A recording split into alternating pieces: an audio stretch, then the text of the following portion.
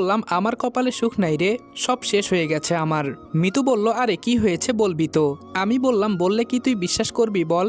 জানি বিশ্বাস করবি না, তাই বলেও লাভ নেই। মিতু বলল আরে বল না। আর তোরে কে মারলো আমাকে শুধু একবার বল, পরে দেখ আমি কি করি।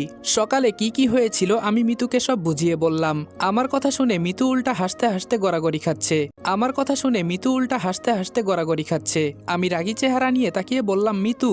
মিতু এবার হাসি থামিয়ে বলল তোর কি মাথা খারাপ হয়ে গেছে? আমি জানি তোর সৎ বাবাকে তোর পছন্দ নয়, শুধু তুই আন্টির কারণে কিছু বলিস না, তাই বলে তুই তোর ভালোবাসার নামে এসব উল্টাপাল্টা কথা বলতে পারলি? আমি জানি মায়া কতটা ভালো একটা মেয়ে, যে মেয়ে কিনা কোনো বাহিরের ছেলের সাথে কথাই বলে না, আবার সেই মেয়ে এসব করবে? তুই বললি আর আমি বিশ্বাস করে নিলাম। এটা তো হতে পারে না কোনোদিনই। আর তোর সৎ বাবা যিনি 5 ওয়াক্ত নামাজ পড়েন, তার সম্পর্কে এসব কিভাবে বলতে পারলি? একটুও কি তোর মুখে বাঁধলো না? আমার মনে হয় কি তুই এক ঢিলে তুই পাখি মারতে চাস, তাই না? এখন তোকে পাত্তা দেয় না, আবার তোর সৎ বাবাকে তোর পছন্দ না, তাই দুজনকে একসাথে ফাঁদে ফেলে তুই মজা নিতে চাস। আমি যদি ভুল কিছু না বলি তাহলে এটাই হলো আসল সত্যি কথা। এই বলে মিতু কথা বলা বন্ধ করলো। আমি মিতুর দিকে তাকিয়ে একটা হাসি দিয়ে বললাম, একটা কথা কি জানিস, বিপদের সময় সবাই পর হয়ে যায়, আজকে তুইও তা বুঝিয়ে দিলি।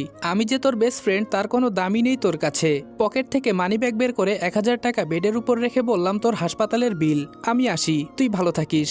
এই বলে যে বেড থেকে উঠবো অমনি মিতু আমার হাত ধরে চোখ গরম করে বলল, এখানে চুপচাপ শুয়ে থাক, যদি বেশি নড়াচড়া করিস তাহলে কিন্তু আন্টিকে বলে এমন মায়ের খাওয়াবো না জীবনেও ভুলবি না। আমি আর কিছু না বলে বেডের উপরে বসে বললাম, আমি মানুষটা বেশি ভালো না, না হলে শুধু আমার সাথেই কেন এমন হয়? আমি কি কারো কোনো ক্ষতি করেছি নাকি? মিতু আমাকে বসিয়ে রেখে বাইরে চলে গেল। কিছুক্ষণ পর একটা ঠান্ডা লাচ্ছি আমার হাতে দিয়ে বলল, আগে এটা খা, খেয়ে মাথা ঠান্ডা কর, ভেবে চিন্তে সবকিছু করতে হবে।